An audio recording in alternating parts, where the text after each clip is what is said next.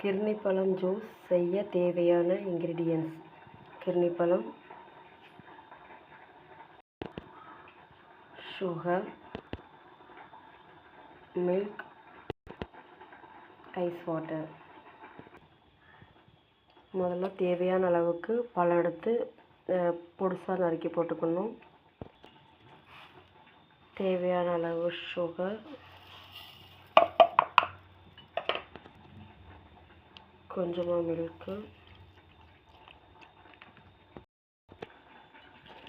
அப்புறம் ஐஸ் வாட்டராக ஊற்றணும். இன்னும் ஐஸ் டியூப் போட்டாலும் போட்டுக்கலாம். நான் இப்போ ஐஸ் வாட்டரும் ஐஸ் டியூப்பும் போடுறேன்.